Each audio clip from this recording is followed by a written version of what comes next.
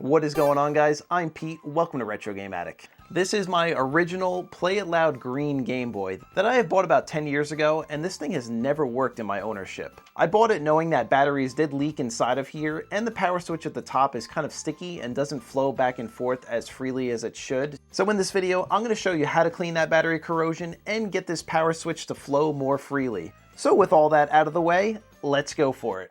Alright, so before we get started, here is everything you're gonna need. Of course, you're gonna need your Game Boy that we're gonna be working on, a precision screwdriver set. Now you're gonna need one with the Y-shaped security bit so we can open up the back of the Game Boy, a power or just an air duster to blow all the dust out of our work area, some wire brushes to clean off those battery terminals, isopropyl alcohol. Ideally, you'd like 99%. I have 91% here. You're also gonna need some electrical contact cleaner. Now we're gonna use this to spray the power switch, some lemon juice to clean off the corrosion off the battery terminals, a little cap to collect some of that lemon juice, and of course a toothbrush to scrub those terminals. So with all that out of the way, I think we are ready to crack this Game Boy open.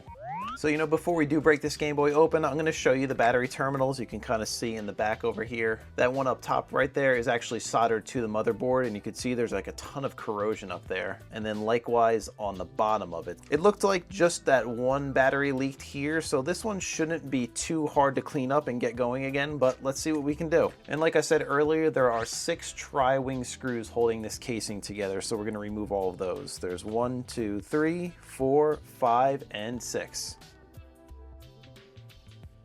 Alright, so those 6 tri-wing screws are out, and you can kind of see the casing separating already. We don't want to pull it open too widely because there is a ribbon cable in here for the screen that we don't want to rip. So we'll just separate it very gently, and you can kind of see that ribbon cable already. So we're just going to work it gently down here, pulling a little bit at a time on each side, and you can see it's coming out, and there it is. It actually looks pretty clean inside, which is a great sign. So I'll set this screen portion to the side here. We're not really going to mess around with this one too much, aside from just cleaning up a little bit on the inside, but we'll handle that later. And then taking a closer look here, you can see more corrosion in the vicinity of that battery terminal. So now what we're going to do is remove the motherboard so we can access this better. There's just 1, 2, and then this little soundboard down here, there's 2 more Phillips screws. So there's a total of 4. 1, 2, 3, and 4. Alright, so with those 4 screws out, we should just be able to gently lift this up. So I'm going to try a little bit at a time here, and just pushing straight up. We need to be really careful not to damage those battery terminals. Before we do remove that motherboard, we're going to have to turn this over and then just give these 2 little terminals a little bit of assistance to push them out. So I'm going to switch to a flathead screwdriver and then just position it somewhere on that spring and just gently push out a little bit and see if we can kind of break these free. As you can see, that one got free pretty easily, but this corroded one is probably going to give us a problem. It seems to be going though. Oh, I think we got it. Alright, you can kind of see it's lifting up a little bit, so let's see if I could pry it up. And there it is. Board is out. What I'm going to do first is just clean up that little bit of residue in the plastic shell here. Kind of just see all of it's coming out already, which is great. You can kind of see it's all caked up in there. I think what I'm going to do is just take some isopropyl alcohol and a Q-tip and see if I can get any of that out.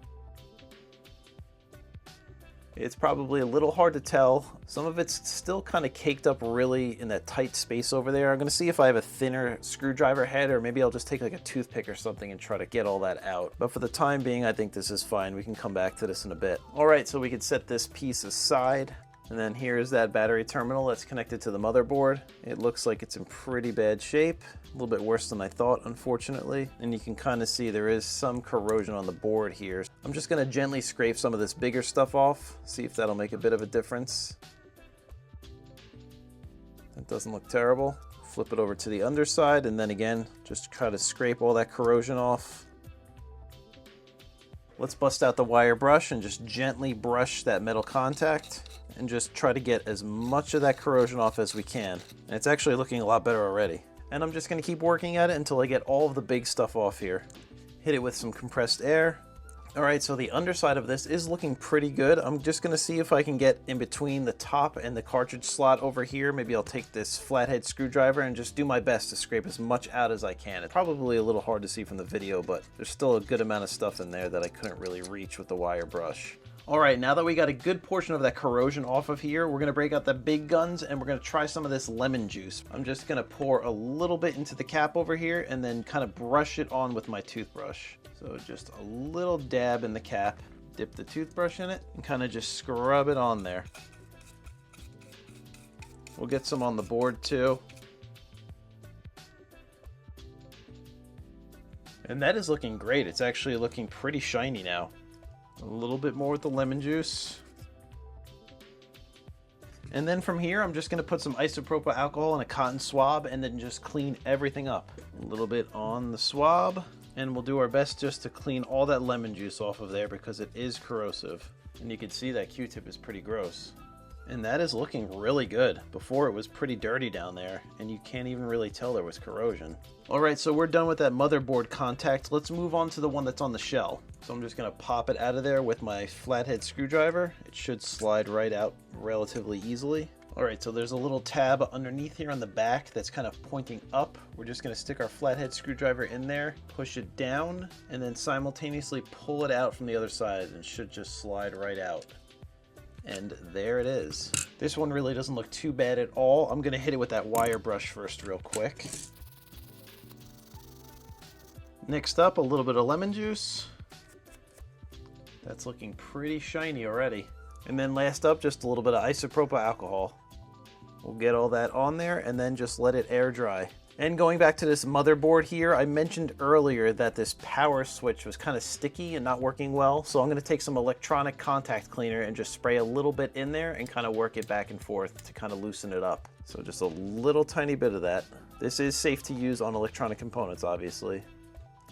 And that is it, just a little tiny dab, and then just work that switch back and forth to kind of loosen it up. There might be some corrosion on there, or just something preventing contact. It's probably a little bit hard to tell, but this thing is moving a lot more freely now, so that's a great sign. So we are pretty close to being able to reassemble this, but before we do that, I'm gonna go back to that casing I mentioned earlier. There's just a little more of that corrosion that's kind of tucked away in those crevices there. I'm gonna go grab a toothpick real quick and just get that out. A little bit more isopropyl alcohol, just scrub all that residue out of there. And that is looking really solid. I'm just gonna clean the other half of this shell just a little bit while it's all apart. A little bit of all-purpose cleaner and a cotton swab. Kind of just wipe down all those hard to reach areas in there. All right, so this is looking pretty solid. I think we're ready to put it back together.